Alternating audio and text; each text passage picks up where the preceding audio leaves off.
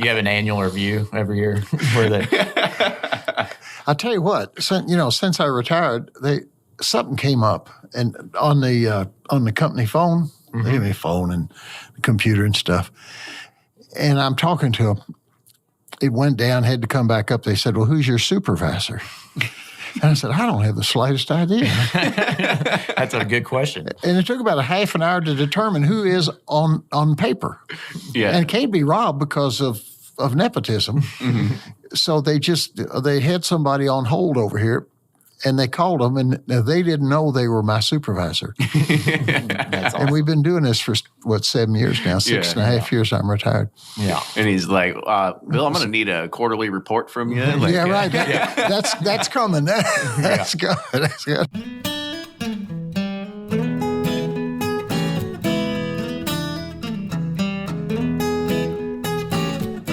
Hey everyone, welcome back to another brand new episode of Bourbon Pursuit.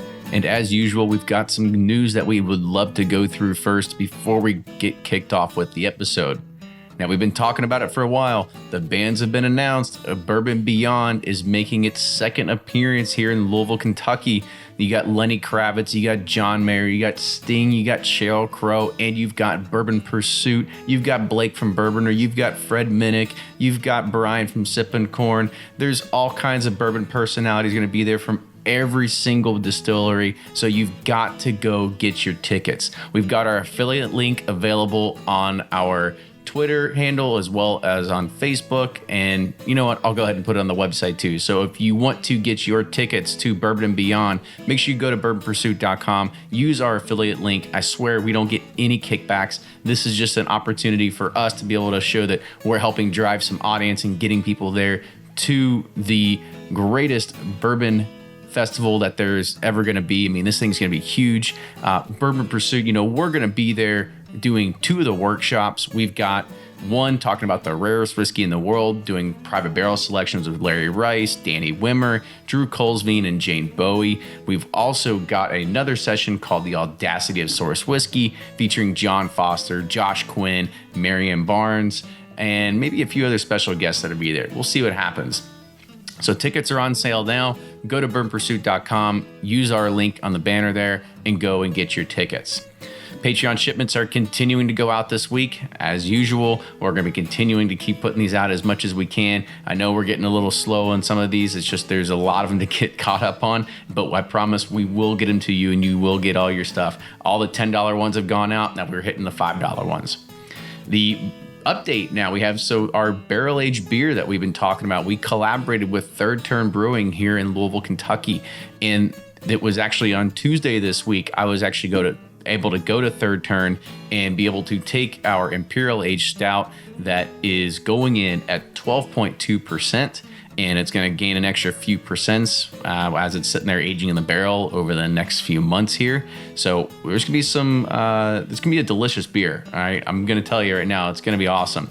There is actually we filled 2 different barrels. We had the Bourbon Community Roundtable Buffalo Trace barrel that we filled, as well as an additional Heaven Hill barrel that we came across that we filled that as well. And there was some remaining, and so that's actually going to go on tap soon at Third Turn. I want to make sure that I post that for anybody that's here in the Louisville area that wants to go check it out. Make sure you follow us on all those social media sites and you can get those updates. I'll continue to give updates about this barrel aged beer project as we continue to go along, when it's going to be available, when we're going to have a tap night, when we're going to be there, and when you can get your own bottles as well.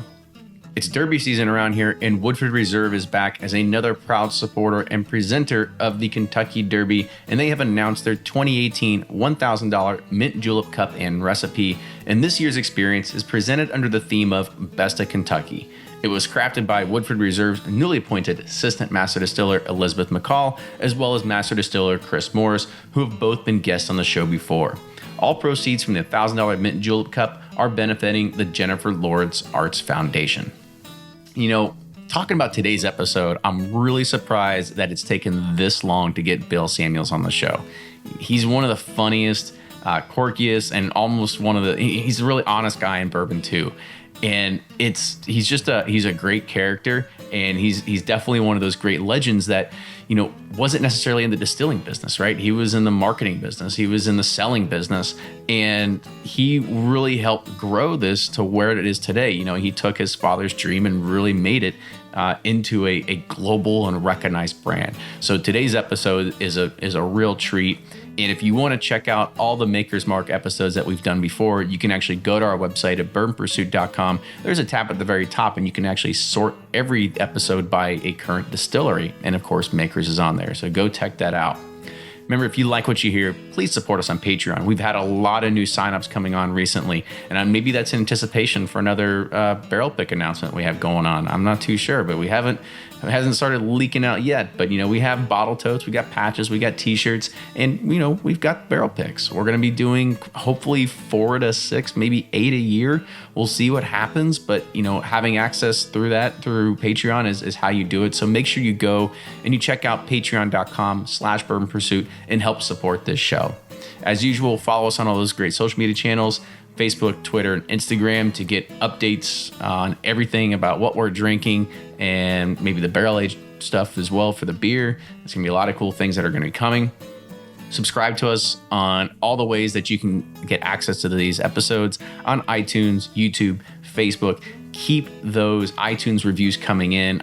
I can't tell you how awesome it is to be able to see all of the honest reviews that come through there, whether they're good or bad. We take a lot of that to heart, and we try to make every episode better and better as we continue to go along. And it's feedback that really gets that happening. And really, I think when we see a lot of those 5-star reviews of people that love the episodes and they love our guests, it really helps cement a lot of the things that we're doing. So thank you for continuing to do that. And as usual, go to birdpursuit.com, subscribe on to us for email, and get every new episode in your inbox, 7 a.m. every Thursday morning. 7 a.m. Eastern, by the way. But with that, enjoy this week's episode.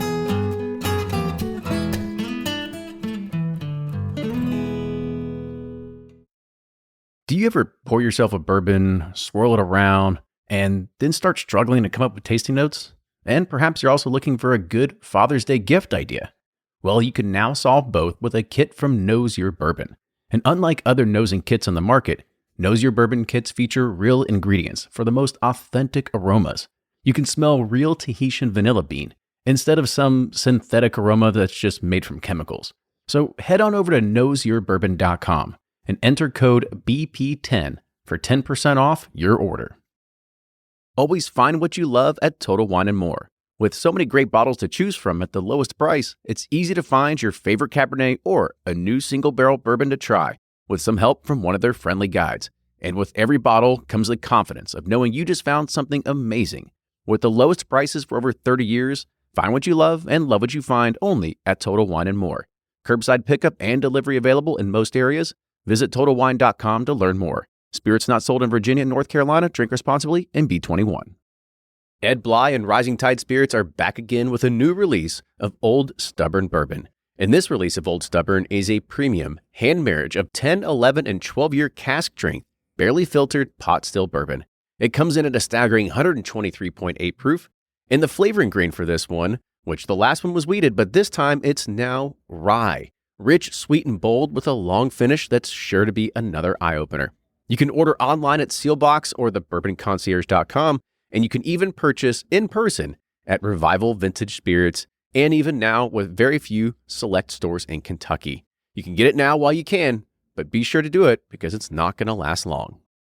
From their bar to yours, Chad and Sarah of the popular YouTube channel It's Bourbon Night bring you their favorite at-home old-fashioned mix with the new Elemental Elixir's Golden Hour Syrup. It's a custom-made syrup with notes of bold black tea, warm spices, and orange zest. All you need is your favorite whiskey and ice. No bitters needed. One bottle makes 16 drinks, so that's only $1 a cocktail before you add your own whiskey. They can also be enjoyed in other cocktails or spirits, mocktails, coffee, tea, and anything you can think of.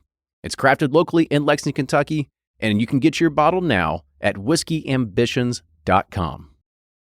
Play Whiskey Wednesday Round 11, the memory game. Until June 26, each week you could win one of our 12 incredible grand prizes. Select 2 doors at checkout. And if they match on drawing night, you'll win that bottle. Not a match? No worries. You still score a Weller 12-year. Every $5 ticket gives you 5 chances to win, including 4 weekly bonus prizes. Get your tickets now at give270.org. Charitable Gaming License ORG 0002703.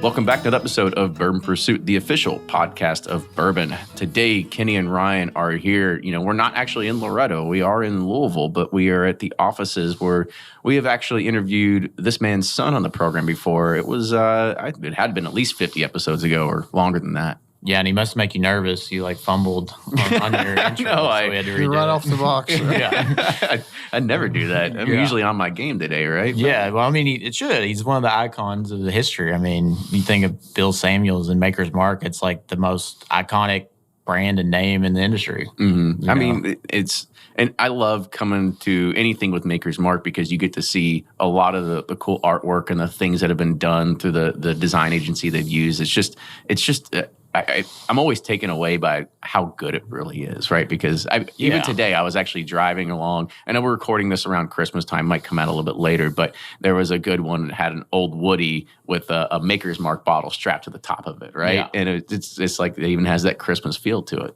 Yeah, I love those. I remember the ones on the Spaghetti Junction said like low and slow, like the spaghetti, made slow and slow, like the Spaghetti Junction, or, like, there's just tons of them that are like, they have the best ad agency ever. I know, it's good. But, we're not going to talk too much about the ads today. We're going to talk about the man behind the brand, the man who helped, build it to where it is today. And, maybe he's playing the links a little bit, getting out some golfing in his retirement too. So. Not too much. Not too much. So today in the show, we've got Bill Samuels. Bill is the chairman emeritus of Maker's Mark. He also just likes to be that cranky old man they call Bill at the Louisville office. He just want to be called retired. Yeah, retired. Yeah. He's probably got platinum or diamond status on Delta. I mean, he's probably all over the place. So, Bill, welcome to the show. Well, thanks. Good to be here. So, we talk a lot on the show about people and where they come from, and that's kind of what we want to do with this because, we had Rob on the show, and Rob kind of talked about where he came from and how he kind of grew up in the ranks. You. Yeah. Pretty much. Yeah. But how he kind of came up in the ranks. And so I kind of want to get your side of the story, right? So how did you, how are you following either in your dad's footsteps or, part of the, just being a part of the distillery and stuff like that. So kind of trace us through that part of history. Well, I'm the only one that's been through 2 executive transitions in the company. Dad and I had the first one, and then Rob and I had the second one. Rob and I are much more alike. That was pretty simple, and we had a going concern. Back with me, I grew up when we were out of business, and Dad had gotten out of the Navy and was going to retire and work the farm and just kind of take it easy, and that got in the way of Mom's plans a little bit. He was underfoot. So she kept suggesting he get a job, and he never did really want a job after he got out of the service. But he always did want to see if he could improve dramatically on the family whiskey. And in a sense, it was a good time to do it because it was in the pits. Mm-hmm. Bourbon was really low, being replaced by Scotch whiskeys. Vodkas were coming on, California wines. And bourbon pretty much was at its end game. And it looked like from the outside in that, well, who's going to shut the lights off? Distilleries were going out of business one every 3 or 4 weeks. Opportunity. There's not much you can do with a distillery except make whiskey. Mm-hmm. And so Dad was able to find the one he wanted to experiment, and that's what it was. It was his retirement hobby for $35,000. And that little place has become the epicenter of bourbon tourism and is where every drop of America's iconic Maker's Mark is made. And it all started because Mom wanted his rear end out of the house. Just go do something. And he was able to pick up a facility. It was run down, but he was a Depression baby, so he knew how to make a nickel work. And got her fixed up, got started, and had some good help from the other a number of the other distillers to help him figure out how to make the kind of whiskey he was looking for. And he just paid attention to what he was doing, didn't pay too much attention in the marketplace. Mom would dip in occasionally and rescue him, like designing the package and helping fix the place up and all. But, I mean, he was fat and happy. And then it got disrupted when I came. Is that what it is? Yeah, because he was the craftsman, right? Yeah, very much so. You're like, you said, kind of the entrepreneur or whatever. You said you clashed. Did y'all butt heads? Well, it was different philosophies? Doe Anderson rescued us because we danced around the fact that we saw the world differently and communicated differently and had a very different sense of urgency and all of that. And I forgot to realize this was his hobby and not mine. And that created a little angst. But what really made it work was we finally decided to hire an agency not to do ads, but to teach me how to do my job. Okay. And we really got lucky early. Brought in Doe Anderson, who in Louisville, who we still have, and they're still doing marvelous work.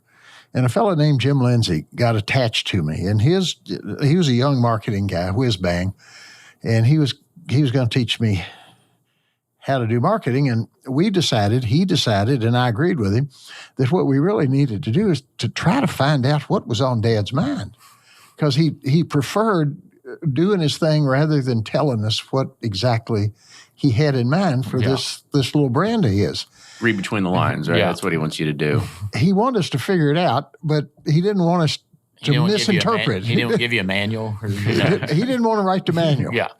So just tribal knowledge. Jim Lindsay and I, mainly him, figured out how to get in his head and ask him a whole bunch of open-ended questions that we were able to put together, which defined his baby, what it was, brand personality, the tone and the style of communications, if he was going to feel comfortable with them, who the customer might be, what they might look like. And I don't think Dad ever really knew what we were doing, but it gave us an opportunity to figure out what the hell he had on his mind, and then try to figure out what we could add to it that wasn't totally disruptive and in the opposite direction. That was the key to everything. What was his original vision? Was it just of the company? Was it what it is today, or did y'all have to help him get there? I don't know that we have to. I think he'd have been very happy creating the world's best whiskey, then retiring and shutting the door. I really do. And that might be an oversimplification, because the fact is all our customers were in Kentucky for the first 25 years. And he loved it because he ran into a bunch of them, and they all loved what he was doing. And that was that's a big ego boost, and that's that was the satisfaction. Mindset, It was the technician's mindset, and our job was to figure out how we could add. Would there be any way that he could tolerate that would allow us to try to commercialize in an appropriate way his vision and his baby? The first thing we had to figure out was how did he see the baby? Mm-hmm. And that was one of the brain farts we had. Rather than ask him to describe the baby, we went and asked his 3 best friends to describe him. And then we got him to approve it. He said, "Wow, you got it right the first time." We never told him that what we had described was him. Yeah, that's funny. And this was his little bit, and that got us off to a really good start. This sort of reminds me of like a family recipe of like pasta sauce. And then all of a sudden, like somebody's like, "Oh, you should go bottle this and go sell it," right? Like it's kind of like it's a little bit like that. I don't know if you're familiar with the show The Prophet on CNBC. He invests in but there's this lady that had a biscuit company out in South Carolina, and he's like, "We got to take these biscuits global," and she's like, but we got to tweak it a little bit so we can sell it in stores and she's like, she's the technician. She's like, no way. No, we're not messing with it. A little bit of freaking out. Yeah. Sounds like Dad. Yeah, exactly. That's what it reminds me of. Yeah. But now it sells everywhere, and was a good decision. I mean, you had said that the original investment, his retirement, was $35,000. I mean, that's kind of a lot back then, right? I mean, that's today you're looking into that wasn't the investment. That was the investment to buy the facility. Yeah. And it wasn't quite operational, but where he tricked Mom was the real investment was he was going to have a number of years before he had anything to sell. So the working capital that would be required for just grain and barrels and energy and people and all was way over $1 million just to make one batch a week. Mm-hmm. And it was one small batch of 18 barrels a week. Was he able to get that from investors, or was it self-funded? It was self-funded for about the first 6.5 years. When he went on the market, there was a little initial response which gave the banks enough confidence. Right. It wasn't much. It was all in Louisville, to be honest with you, and that allowed him. Once he got the working capital up to $1 million, he had about all we had in the family in the hobby, and he was beginning to have enough confidence that there might be a few customers that would want to buy some. But they had to find us. There wasn't any chasing them, I'll tell you that. Yeah. I mean, do you think, was he really betting the farm at that point? Or was you had said he was just kind of like a retirement hobby, but it sounds like it was kind of all in at one point. Well, now I was off, I was in school, high school, then college, and then working in the aerospace industry and all. As this was going on, I know Mom was nervous as a whore in church because there wasn't the lifestyle that there had been before. So in that sense, it did crimp things quite a bit. Mm-hmm. Yeah. Oh, I'm a small business owner myself, and we're having our 10th year anniversary, and like I stress over like $1,000 decisions, but like I couldn't imagine $1 million decisions. What was it like, in those early days? Like you have this vision of where you want to go, but you got to make these decisions, and you're like, how do you make those? And well, let me tell you what the banker who was one of his best friends and who he asked to serve on the board and couldn't do it because he knew he wouldn't be able to get any money out of the bank. The way the banker explained it to Dad is he had this wonderful idea and how he was going to make this wonderful whiskey. Now remember, this is back in the early 50s. And the banker told him, Bill, I have been working for 5 years on this new strand of Brussels sprouts. And they're wonderful, and they're just now coming to perfection. I'll get you some. Well, he knew my father couldn't stand Brussels sprouts. So Dad said, well, I don't want that. And the man said, that's your problem. People have already decided they don't like bourbon. They're not going to be interested in a better tasting one. Yeah. Mm-hmm. He said, it ain't going to work. And if it hadn't worked in Kentucky, it never would have worked anywhere. Yeah, sure as shit wouldn't have worked anywhere else. No, and think about how few things of style and fashion start here and emanate outward. I would think it'd go the other way. Usually style and fashion starts in New York or California and works their way inward, right? 100%. Yeah. Yeah. Never here and the other way. Yeah. So the odds of us being able to commercialize it outside of Kentucky were not good. Mm-hmm. Even though the whiskey was great and it was getting great reviews and all, and everybody loved it in Kentucky, and they're all talking about it and taking it to friends like Coors Beer was back in the early 60s. Yeah. So talk about like the next stage in life for you right here. So you had mentioned that, this was kind of all going on in high school. And then talk about a little bit aerospace. Like what were you doing in aerospace at the time? And where'd you go to college? What was your next job out of there? Well, Jim Beam taught me or convinced me to go to engineering school. He was our next door neighbor when I was a kid and my grandfather's best friend, wonderful man. And Dad was an engineer, and I was pretty good in math and science in high school, not so good in anything else. And so I went off to Case Institute of Technology, which is now Case Western Reserve up in Cleveland. And almost the day our freshman class arrived, Eisenhower created NASA. Oh, yeah. And they took the president from Case to be the first director of NASA, to put it together. but he never left. He took a leave of absence. So we were pretty hyped up at Case. We were, I guess, one of, if not the first, of the engineering schools to go all in for the aerospace initiatives. Mm-hmm. And he pretty much promised all of us that if we would go that route, he'd have a job for us, or he'd get us in graduate school, get us fellowships and that was an easy decision, right? Yeah, sure. Going to space, you got it. Checkbox, right? Let's do this. It was all in. And it was absolutely fabulous. So after Case, I went out to Berkeley to graduate school, thanks to T. Keith Glennon, the president of Case, who had all these connections and was still the head of NASA. And while there, worked for Aerojet General as a research engineer and helped design the Polaris missile thrust ejection nozzle for the second stage Polaris, and did just some work on the Gemini project also. Those are the two I spent most of my time on. And then it became pretty obvious as more better young people came into the industry that some of us C students weren't long for it. And that's when I started looking for an alternative and called my father, and that I was the last thing he wanted at that point in time. Really? Why's that? Well, I'm a little disruptive. And he was having fun. And this was in the early 60s, and he was getting pretty good reviews and was getting a lot of local action here in Louisville and Lexington and around. And was just, and that provided enough money for him to keep the smokestacks operating and all.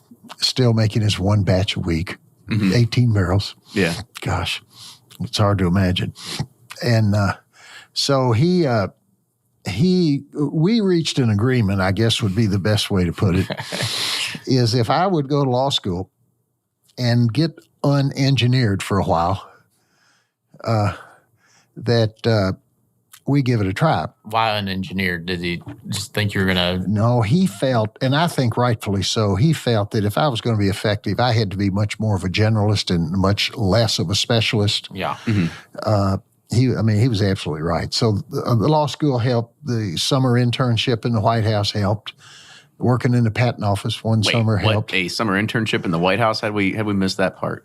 Well, the White House intern program started with Lyndon Johnson. It was just a summer program. It did not start with Monica Lewinsky. Okay. It was just a summer program. And you're full of good jokes today. Every U.S. senator got one pick. Yeah.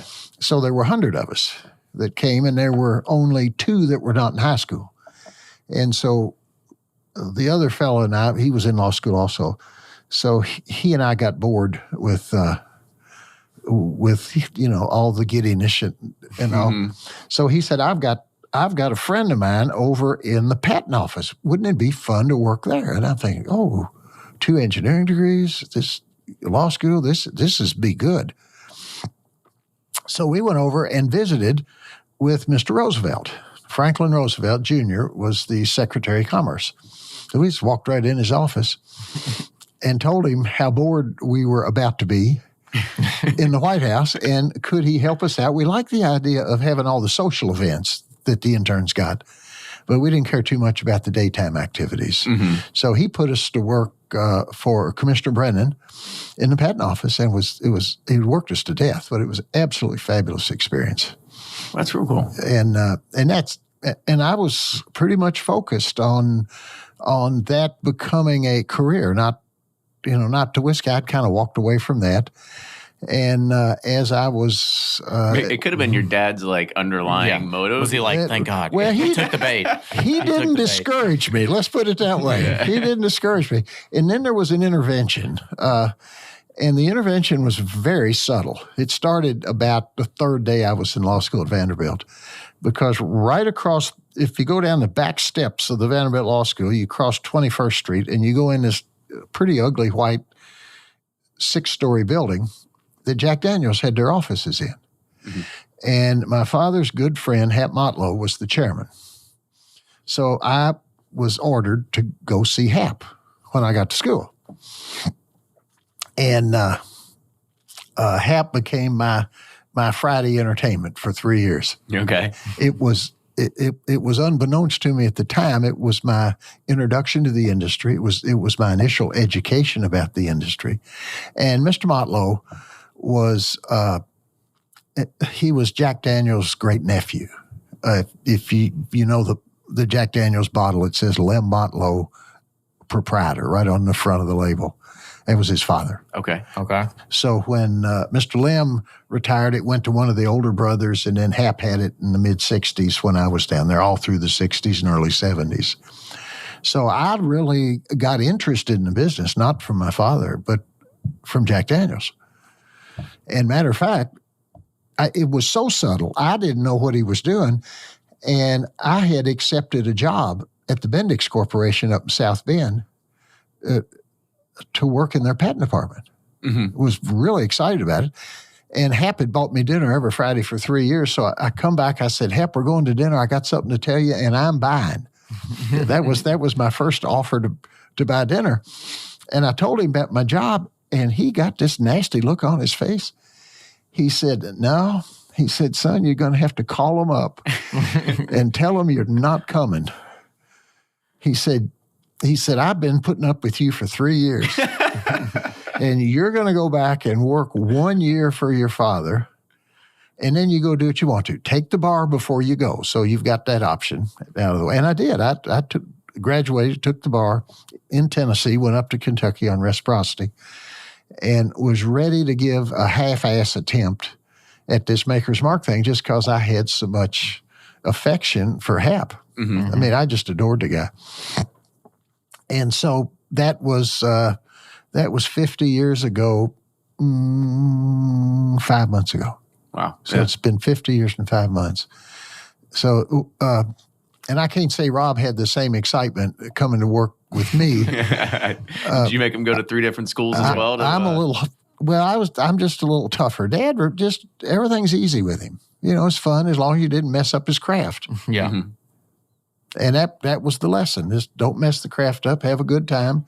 And if you find people that want to buy what you're doing outside of Kentucky, that's okay, but don't push it on them. Yeah. What was it during that year that made you want to stick with it and stay on? How was the experience in there? Like, this is what I do.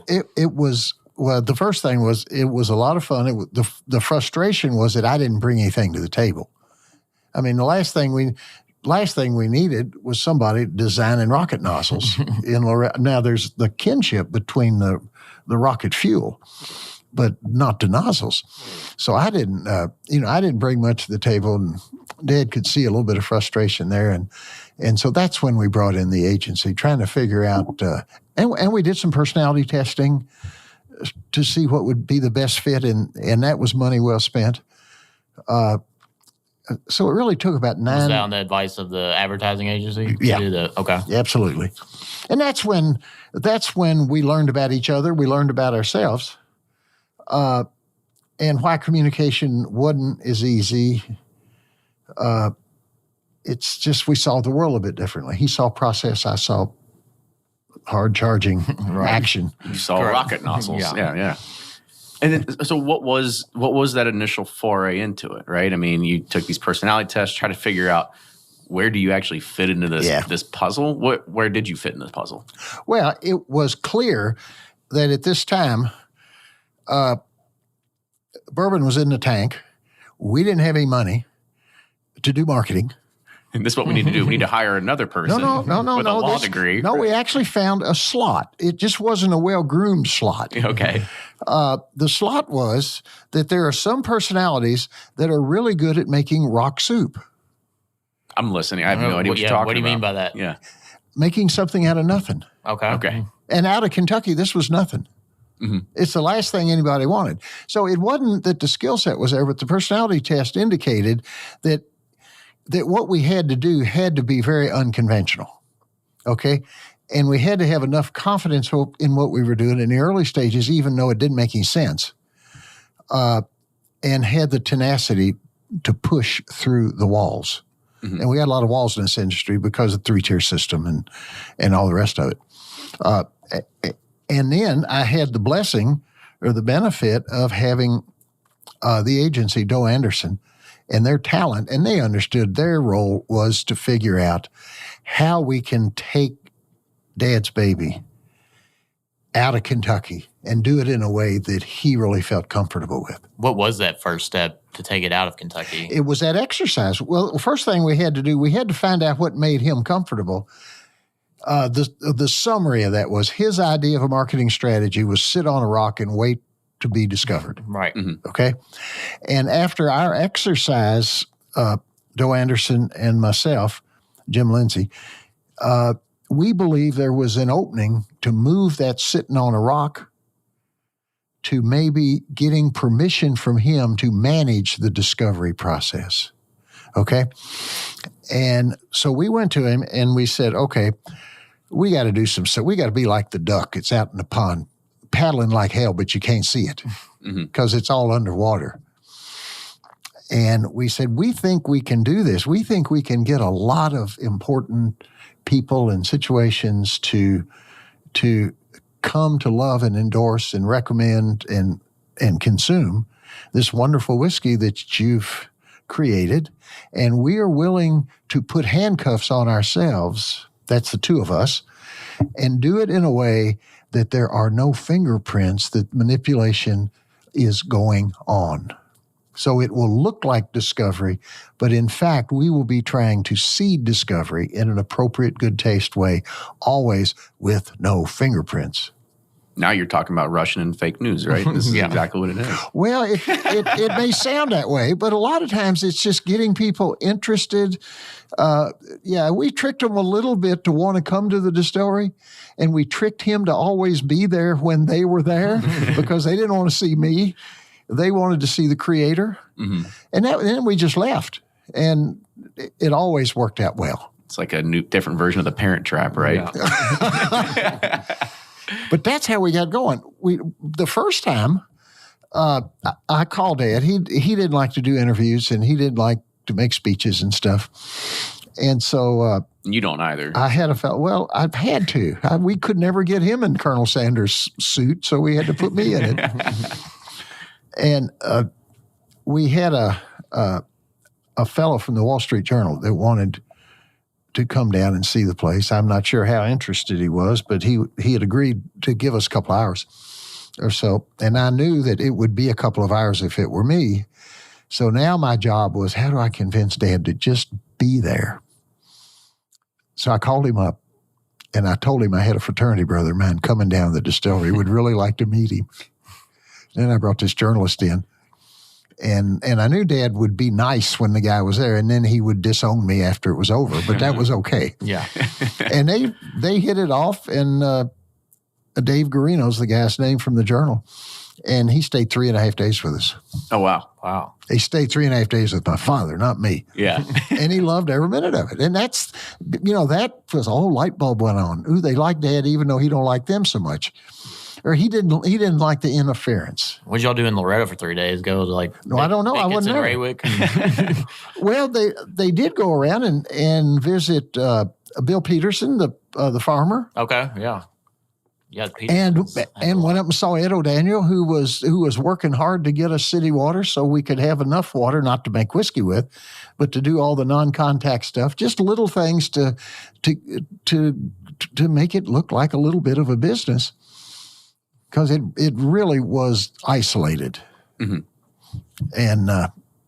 that's been interesting to overcome that. Yeah, I grew up in Bardstown. I felt like I was isolated there. So yeah, Bardstown's come of age now. Oh, now it has, but I guess back in the day, But definitely the past 12 years, it's been an explosion. But about the last 6 months. Yeah, but my family's from Howardstown, which is not too far from Loretto and Raywick. What's your family name? Greenville? Cecil. Oh, so okay, yeah. Yeah, but talk about being in the middle of nowhere. That's, it's just in the middle of nowhere. But isn't that a beautiful drive? Oh, it is. From Howardstown up to Raywick. It is. It's a canopy almost the entire way. Yep, it is. It's absolutely beautiful. If you go in the spring or fall time, there's no prettier setting, in my opinion. Absolutely right. You just got to keep your eyes on the road because it's pretty windy. Because you're in the creek. Exactly. No guardrails. So let's talk about that next phase, right? So at this point, you've got the Times, there was the Journal, whatever you said it was, and so the name is starting to get out there.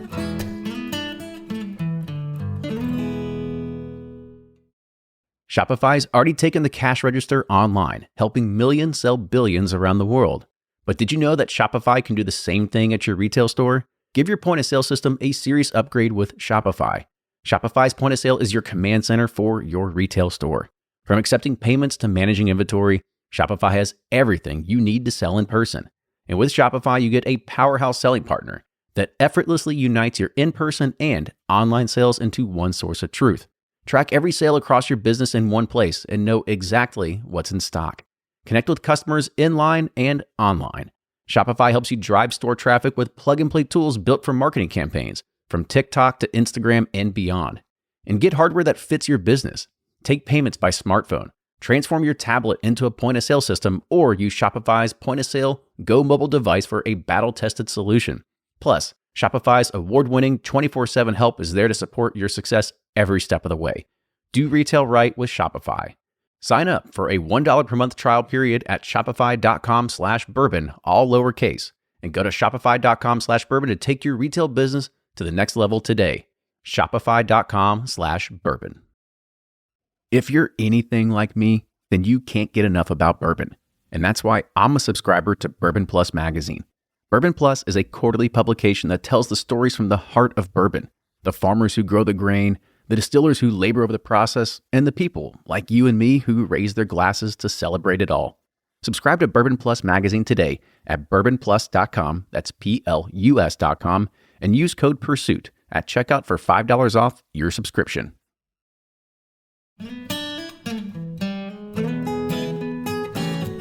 So let's talk about that next phase, right? So at this point, you've got the Times, there was the Journal, whatever you said it was, and so the name is starting to get out there. Well, it started in one day. It wasn't like any marketing effort, Right.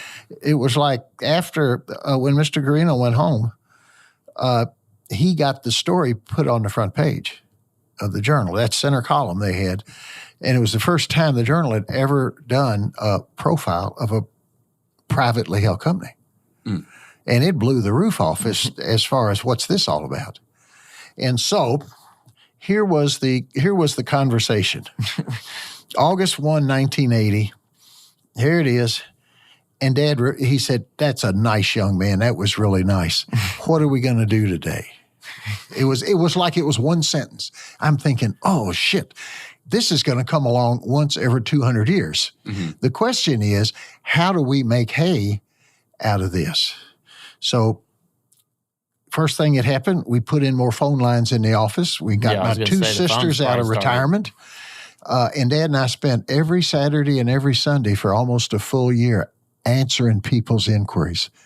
My job and Mr. Lindsay's job with the agency was to keep the plate spinning until we had some whiskey.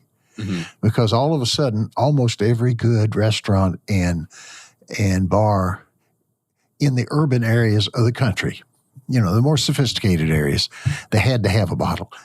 And the fact they couldn't get it made them want to have it twice as much. Right. So, and we didn't have it, and we weren't going to take everything out of Kentucky to satisfy New York and California. And by then, it had become a very successful brand in Kentucky, but only Kentucky. I'm sorry. I was going to say, did your dad embrace it whenever you're like, all right, all these orders are coming in? Or Lindsay and I were sitting there. Why are you bringing all this to us? Lindsay and I were sitting, we'll talk about that. I mean, we're sitting there watching his reaction. We said, this will be the moment when he will see that commercialization beyond Kentucky without screwing up the craft is possible. Because the only reason these people are interested is because of his craft, not because of anything we did.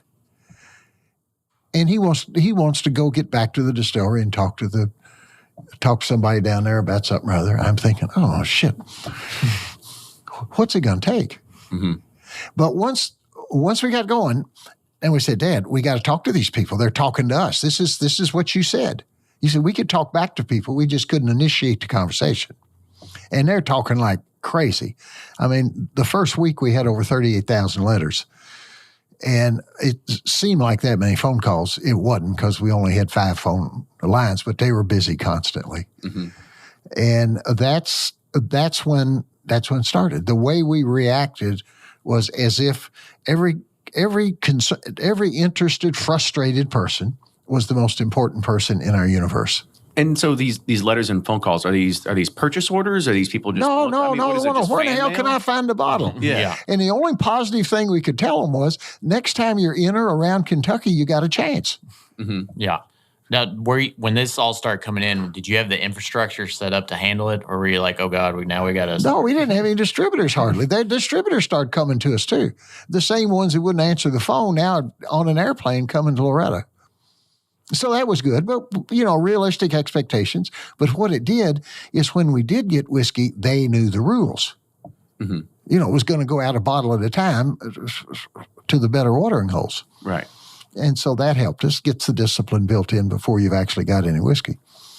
So at what point did operations really start spinning up then to be able to start keeping up with the orders? Well, we started the next day making, ramp the distillery up as much as we could. Who wants to get paid overtime this week, right? Yeah.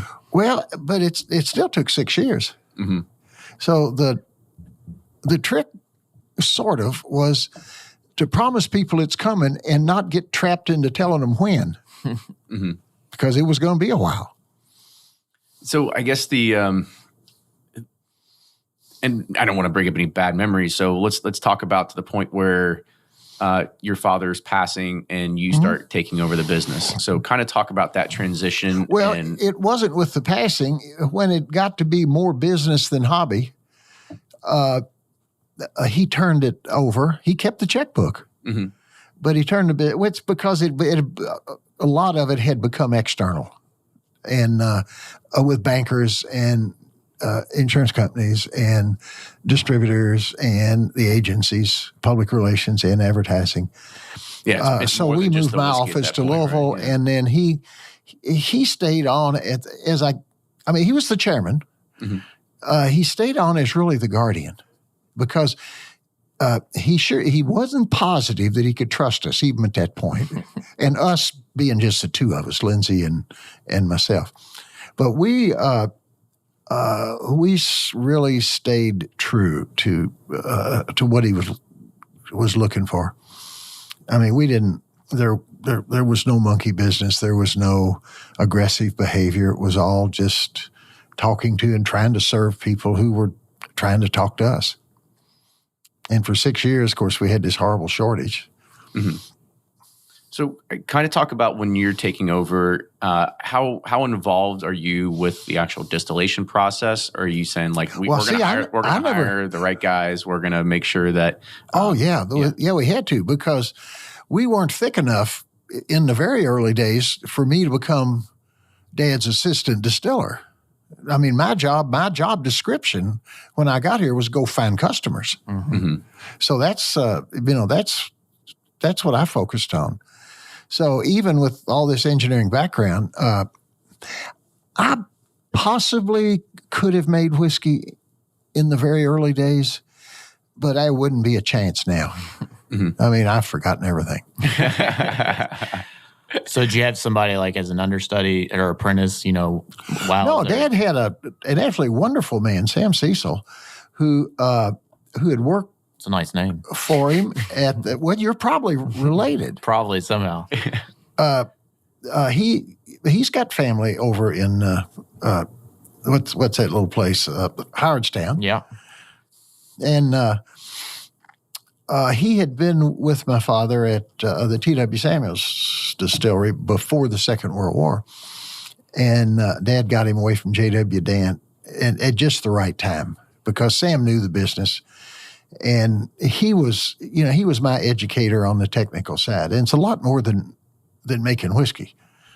I mean, you've got the yeast part of it, you've got the warehouse part of it, and just designing rick houses was monster. But I learned what I could, but I would have died if he would have passed on. Did y'all work with the Busick family back then? Oh, you had to. With Donald? Absolutely, Donald Sr. Sure. Yeah, Donald Sr. Yeah, my best friend, Lincoln, that was his grandfather. I'm friends with the family, but... Well, they're the best. I mean, without them, we wouldn't have an industry. Yeah. I mean, and they've really maintained a monopoly through this whole thing, because they've never rested on their laurels. They're constantly improving the process. They can throw one of those things up now. 50,000 barrels, they can throw it up in 3 months. I've seen them on Bardstown Road with those heaven hill ones. You're like one day there's nothing, and that's right. Come back 2 months later, there's 3 damn 50,000 barrel warehouses. It's impressive. Yeah. So talk about the growth of where Makers was when you brought Rob into this as well, right? So you brought Rob in at some point, or how did you groom him into kind of taking over a lot of your role, right? Because he's very much like you, right? Not more like his grandfather, where he's not really like in the thick of it. He's more of the books, back office, the kind of the leadership role. He had the benefit, and it was a great benefit, of when he was in high school, he actually worked at the distillery and stayed with his grandparents in Bardstown, even though we were living in Louisville. Now, Dad had kind of retired then, but he got a dose. You know, every night they'd talk about it, or they'd go over, and Rob would have a question, and so he learned from his grandfather, which was the right one to learn from, because that was the founder. Mm-hmm. And he spent 2 really valuable summers working over at the distillery when he was in high school.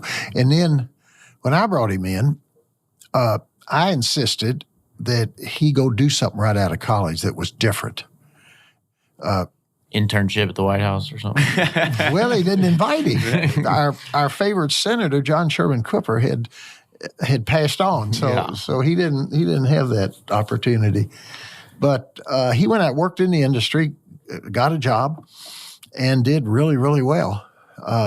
He was out for 10 years, and brought him back. He was with us, I think, 6 years, and then we worked side by side for 1 year, which meant that he did 90% and I did 10% and was just available.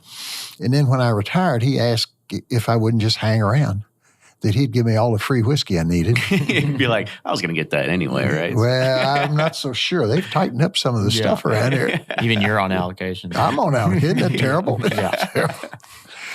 Yeah. Oh, man. So do you get, I mean, so we're here in the office in Louisville, right? Like when you go back to Loretto and because you've been around it for almost your whole life now, right? I mean, you've been around it for years and years. And so when you ever go back to Loretto, do you kind of just stand around and look and say, just take it all in? You're just in awe sometimes of how much it's grown from where you were doing the personality test to now. Exactly. Yeah. Well, awe is the right word. What is the most meaningful is not that it's grown, but how it's grown. And there's not another distillery in the world that's imposed the discipline around how production occurs than we have. I mean, it's the same size operation. We're just making more mashes exactly the same way. We struggle with water. My God, I hate to think that tens of millions of dollars we spent on conservation just to be able to make our whiskey from spring water there on site. And the amount of partnerships we've had with the Peterson family. Mm-hmm. I mean, they started out as our grain supplier. They had 100 acres. Dad said, we're going to form a partnership. We're going to go forward. They got 17,000 acres now. It's been a great partnership. We lease some acres. My family leases some acres in Howardstown to them. Peterson's, yeah. They're something, aren't they? Oh, it's a huge, huge operation. People go through Loretto and they see all those elevators and silos. They say, my God, I think I'm in Iowa. I said, that's only half of it. Yeah. Oh, yeah. So you're somewhat retired now, right? I mean, that's you try to take in retirement, but you're here at the office with us today. So what's your idea of being still involved and then also kind of enjoying your retirement? Well, the number one job is not getting away. And going back to the personality test, that ain't easy. Yeah, I was going to say, how easy is that for you? It's not easy at all. But what's made it easy is that Rob's done such an unbelievable job. Almost from he's got a really good ear about the business, all pieces of the business. And I was amazed. I thought, man, I'm going to have to learn to bite my lip. I'm going to have to sit down and grunt and not yell and scream. And it never happened. And I give him a lot more credit than I do myself, because I have yet to take in the first suppository. That's all. So, like, who is the go-to for the vision now? You know, because your parent company's Beam Suntory. Do they go to, you know, your son for that vision, or are they kind of create, or how's that work? It's all him. All him. Okay. Yeah, the vision is it. And I with me, and I, you know, I was a little more of a bulldog, so I figured get it or get out of the way. Even though there was a parent company about half of the years, and they kind of got out of the way. So I figured that's the way you do it. Rob's a whole lot more sophisticated and much better at bringing the right people, all the people into the vision. But he is absolutely the creator of the go forward vision for this brand. And it's been nice. It's been really, if I'd have known it was that easy to get people's support around a good idea, I'd have spent more time being nice. Make more people. Was it the honey and vinegar thing? Or, yeah, it's like 2020, you know. Yeah, all vinegar. Yeah. So I think one thing we did accidentally kind of skip over was part of the innovation that you were involved with in making Maker's Mark what it is today. So you had a staple product for a very, very long time. And then from what I understand is that Maker's 46 was kind of like your brainchild, right? Yeah, it was my baby. Well, and Kevin Smith, who was our master distiller at the time, it was the two of us. And we didn't tell anybody what we were doing because we didn't want to ruin Kevin's career if this screwed up. I was about ready to retire, so it didn't make any difference about me. You can fire me tomorrow. I got enough saved away. But the idea was pretty simple. It was gee whiz, we have spent all this time trying to take the heavy lifting mom and dad did in the early years and commercialize it, because that was go find customers. That was my job description. I never bothered to look around and say, is there another job description? Because that's what I essentially did for 45 years. And I went to Kevin and I said, you know, how about you and I just secretly going off and see, before I retire, I've got a year and a half till I retire. Rob's going to take over. He's going to be fine. Why don't we just see if we can create what my version of Maker's Mark might be? I've got a couple of things that if I were doing it, I'd have done it a little differently. Not much, but a little. And the one thing that was sacred between Dad and I was, well, it had to be yummy. All the flavor needed to be in the front half of the palate. That's quite the description. That's a good flavor profile. Yeah. I like it. That's my kind of language. Well, and people like stuff that tastes good. Mm-hmm. And the stuff that tastes good is in the front half of your palate. In spite of all these whiskey geeks that try to convince you this acquired taste is something really important. Well, you know, if it tastes bad the first time, it's probably going to taste bad the second and third and fourth time, but they make a living doing that, so that's okay.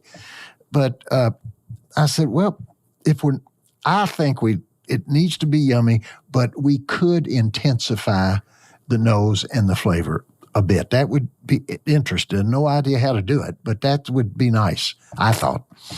And the other thing is, what if we could add a long finish with no bitter aftertaste? Now, of course, that's an oxymoron because a long finish and bitter are the same thing. So we weren't worried about that. We were just worried about what would winning look like. And that was the definition of winning. Had to be yummy, all flavor in the front half. A little more intensity, like Maker's on steroids, and a long finish with no bitter aftertaste. How do we do it? Is that part of the business proposal plan, like Maker's on steroids? Is that line? No, I've still got the sheet of paper we did. Oh, yeah? We said, nobody's going to see this but us, so let's just, let's be us. Yeah. And let's keep it so we're communicating in plain English. Because eventually we're going to have to hand this off to somebody to help us do it, for sure. And we screwed around with stuff, and it wasn't working. Different barrels with different flavors from other spirits and things. So we went up to see Brad Boswell, who is the owner of Independent Stave, who has made our barrels these 60 years. He and his family. And we asked him. He said, here, what do you think? We showed him our little sheet of paper with the 3 criteria on it, 10 words. Can you help us, Brad? He said, no. Well, shit, I'm folding it up, ready to leave. And he said, but my sister might be able to help you. And she runs the half of the business out in California that makes wine barrels. Well, also, they have, over the years, they've developed a competency, the industry competency for flavor staves for wine. Mm-hmm. And the vintners are very interested in subtle flavors and not so much interested in getting those flavors from other spirits, but getting them from how the wood is cooked. So it's a virgin process. We were fascinated by it, and they had PhDs and biologists and wood chefs, they call them all, and they had millions of dollars tied up in these ovens. Mm-hmm. And they had all the research findings from 20 years of cooking American oak, French oak, the two versions of French oak and European oak in different ways. And they had samples. And so we played just to get an idea of what could be created. Remember, we're talking about low proof spirit. It'd never been tried with a high proof spirit. Mm-hmm. So we weren't sure the analogy made any sense. They weren't sure, but they were willing to try. And so we went back to doing our business and almost forgot about them. And they sent us a sample the Thanksgiving before I retired in June and said, try this. It was perfect. How'd you do it? And they told us they used French oak. We said, oh, shit, now we can't call it bourbon. And then we found out we could call it bourbon because it becomes bourbon before you install the French oak. And therefore, the issue is, has it been disqualified? Mm-hmm. And it hasn't. So, but that's how we got there. And then we, ran into the issues. Oh, my God, now we got to have a package and a name and all this stuff. Yeah. And so that's where the agency came back in, and Beam came back in and helped us. But before that, it was Kevin and I. Yeah. Until we took those samples, to a bunch of people and said, try this. And we got what we were looking for, which is, wow. That's amazing. And we're still getting it. I think I remember a funny story that you said about, like, your name used to be on the label, but now it's like on the back or like almost coming off. No, it's not there at all. It's not there at all anymore. No, see, well, it's part of it. And this was more of a joke than anything. I told Kevin, our master distiller that helped me, was that, now really, Kevin, the reason we have to do this is when Rob comes in, the first thing he's going to do is take my name off the maker's side of the bottle and put his on there. Well, that's exactly what he did. And I said, I got to have some legacy around here. I've been here 50 years. I mean, you got to show some respect for old people. But that was a little bit of a joke. So when we did the packaging, I told the package design firm, I said, you just pretend you're my mother. And then I spent an hour describing her idiosyncrasy. She was really smart, and she had really good taste. And we just talked about her. And then I said, now your job is to pretend you're her, and this is her second encore. So, and they came back, we didn't change a thing. And then the other thing I told them was no paper anywhere on the label. Why? Well, I wouldn't tell them. I said, you just do what I say and then come on back, and then I'll tell you why no paper. Mm-hmm. So they came back, and I said, cause I don't want to have to put my name on this and then Rob take the damn paper off and put his name on. So we're going to etch my name in the glass, on the back of the glass. And we did it, and it's still there. And I've been retired 6.5 years now. Yeah. Oh, that's awesome. It's too big a pain in the ass to change, bottling up. Oh, it is. Versus labeling. Oh, I knew that. Yeah. Well, good. I mean, I think we've definitely hit a lot of the things that we wanted to know about the history of you, where you've been with makers, kind of like how you've led it from what your dad's idea was into the vision where it has really come into a global brand today, right? Do you have a few more minutes? We can talk about I kind of want to get your ideas about the industry as well. So what's like kind of your overall thought process of where it's becoming in the past 6 years until where it is today, and then kind of where do you see it going in another 6 to 10 years? Well, I like what I see. Now remember, I had early time spent in Napa, going to Berkeley, And we spent a lot of weekends up there. Sonoma didn't exist at the time. And the only way we got in the wineries was Dad had to call them to get us in because they weren't open for tours back in the early 60s. But I could see as people started to make investments in California wine, the type of people that were making those investments. There are two varieties, craftsmen and hobbyists. And rich bankers or old hedge fund guys. But they had a lot of passion. Yeah. I mean, they brought money with them. They had made it not unlike the thoroughbred industry in Lexington, those wonderful horse farms, but you had enough craftsmen to keep the focus where it needed to be. And I'm seeing exactly the same thing here with our 17 or 1,500 craft distilleries that have actually started in the last 4 years. I don't know all of them, but I probably talked to 1,000. Mm-hmm. Okay, and it's a pretty good group. They're smart. They're young. About half of them are well funded. Half of the rest of them will figure out how to make it work. The other half will die, and that's pretty good odds. It's a lot of halves, by the way, Bill.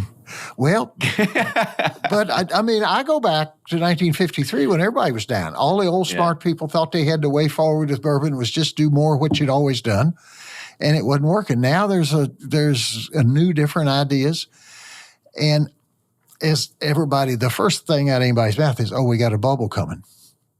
Let me tell you why I don't think so. I mean, we may have some short-term stuff.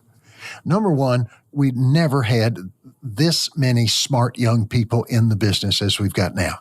Smart people are more flexible. Young people are more flexible. They'll figure a lot of this out, okay? But the big reason is it took Mom and Dad, it took Booker Noe with the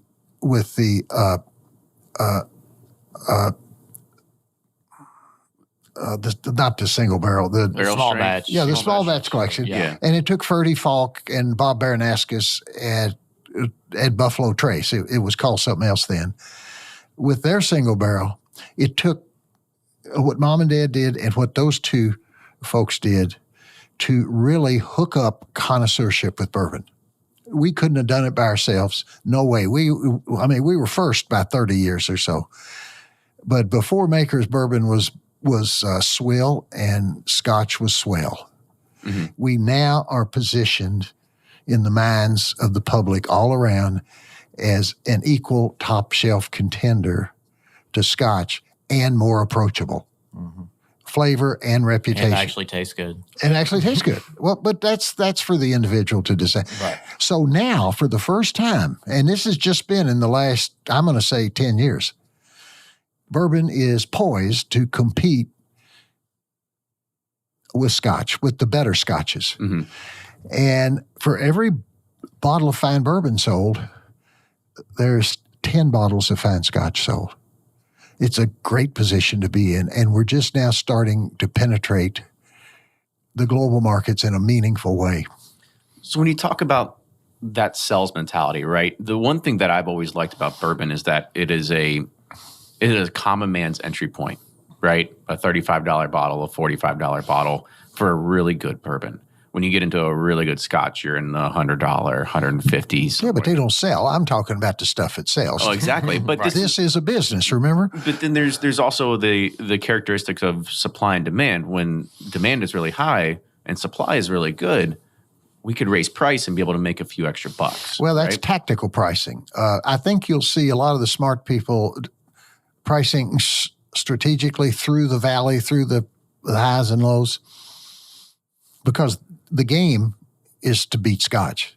Mm-hmm. The game is not today's short-term exploitation of a shortage. I mean, do you? So you think you're thinking more long-term strategy? You got to. Yeah. Well, I mean, how can you be in this business if you don't? Because what you make today, you can't sell for 6 or 7 years. I mean, if you would know better than I mean, is there a good conglomeration where the heads of all you top ones get in the back corner and it's kind of like if you think about like AT&T and Time Warner all trying to figure out how do we charge the right price for our cable bill, right? I mean, how do you figure out what's the good going rate? Well, the way you figure out what's on people's minds is how much skin they're putting in the game. Look who's investing, how are they investing, and every smart person I know is investing, and they've all got different brand equities and different ideas. All of them go toward owning more of this mouth share that's traditionally belonged to fine Scotch. You said something really interesting about the poor man's entry into, when I was a kid, the poor man's entry was a $2.99 fifth of bourbon. Right. And it was on the bottom shelf of a liquor store, which meant that as they mopped their store, there was mop markings all over the label of this stuff. Those days are gone. Yes. Not only the $2.99, but the people that are drinking bourbon, it's a pretty young, sophisticated market. Right. And that's why I said I think the average consumer is not going to shy away at a $35 bottle. And even that, the classification of a super premium bourbon was at one point, $50 plus bucks, $65 bucks, right? And I think that's now going to start stretching up into the $150 range, right? So we can see that there are other distilleries that are trying to push that envelope, push the price points, but it's still not in the regards of the high price that you can get in some rare scotches that are in the $1,000 marks, right? Yeah, a lot of those are for investment and trading. And do you see a reason why? Kind of like Bitcoin. Yeah, there you go. Do you see a reason? Speculation. Do you see a reason why bourbon couldn't get to that? Why shouldn't bourbon start getting to the point where you can think of a reason to create a $1,000 bottle that is a trading a collector's item or whatever? Well, I think that'll be one more indication that we've arrived at reputation parity to Scotch. Mm-hmm. So you think it's a good thing that'll get there, right? Because I think it's one of the pieces. You on a level. Yeah, we're already at the level. It blows out horizontally, and that would be one of the pieces that you'd want to check off. Do we have anybody putting $1,000 bourbons in really fine crystal, and is anybody buying them? Mm-hmm. And if the answer is yes, then check that one off and move forward. So another kind of idea about the market. So, you mentioned about craft a little bit. Mm-hmm. And I was talking about price points and craft. When you look at what craft is putting on the market today, I have yet to find a craft bottle of whiskey that's under $50, right? Most of them are towering around 80 to 100. But when you look at the big dogs in the industry, is that they typically have a very good solid product for a much lesser price point. What problem or what niche do you think craft is solving in the market today, or do you think maybe it's a little bit ahead of its time? No, it's not ahead of its time. If you've got 1,500 new distilleries in 4 years, and it's a business that's very difficult to enter. So I think when I think of like the craft beer market, right? Like the craft it's a beer lot market, easier to enter that market than it is ours. No, it's I not do. Close. But I think they also had the opportunity when everything was it was all light beers, right? And then you have IPAs, you got stouts, you got all these different things, right? Where the bourbon market is, you had, for better or lack of term, you had a lot of really good aged stock that is now getting out there, and it's creating a viral sensation, and people are loving what's there. Mm-hmm. And I'm trying to figure out, do you really think that where craft can come in and play an interesting role, that it's fulfilling a need that's not there today with inside the whiskey market? Well, one is local pride, state pride. Take a place like Colorado and Texas, where everybody wears their ego on their sleeve. Yeah. If it's hook 'em horns, right? If it's not made in Texas, we ain't buying it. Yeah. So that's a pretty big market in itself. Mm-hmm. Although I do think several of the craft bourbon distilleries have moved beyond the glass ceiling of state pride. So they're doing something right. I mean, you got people that don't have all the baggage coming into the business. They got bills, and they got obligations, and they got investment, but they don't have history. History works both ways. Right. Yeah, it's just, because Kenny might have been alluding to this. For me, it seems like it's hard I'm not going to go spend $60, $70 on a 2-year craft whiskey. Well, you know too much. Yeah, exactly. That's true. Okay, well, that's easy. Fair enough. Yeah. But, when people are just getting into it, I give them recommendations of, the $20, $30, and then they're blown away by that. And I just find it hard to believe that selling at these higher price points and it the product not delivering is going to create continued success, I guess. As the market gets more sophisticated, capitalism will work its remedies. It always does. Yeah. If we can just stay out of the way of trying not to tell people what to do, let them figure it out on their own, and they will. Perhaps you need to create Bill Samuel's consulting services where you go and you try to figure out how do we create the sales for all these craft distillers, right? I get a lot of calls, and most of them, I got to tell you, are disappointed at how few silver bullets I have. I mean, they really are. They're fun people. I enjoy talking to them. And you just tell them to go get customers. That's all Dad told me. God damn it, go figure it out. Sell. Yeah. You know, well, no, you got to figure out the right way, and that took some years to go in a way that Dad would feel comfortable, and he wasn't going to turn the keys over unless he was comfortable, because this really was like a child to him. Mm-hmm. And plus, you're not going to let Doe Anderson go, help these other, That's a good point. No, why would we want to do that? Yeah, exactly. That might be your silver bullet. It could be. So we talked about where the industry's trending. We talked about the history. We talked about a lot of these good things. And I think this is probably a good point to kind of wrap it up, because you've expelled a lot of good information about, like I said, how you came and helped you grow the business to where it is today. And I think we're excited to see where Makers can be in the future, right? Everybody's always hyped to, when Maker's Mark Castrate came out, like everybody really want to get on that train. And then when everybody has the opportunity to jump on to get a Maker's 46 private blend, everybody loves doing those as well. Those so, awesome. That's just been wonderful watching that happen. Yeah, that's brought and see, me that back was to an Makers, that was an private. extension of 46.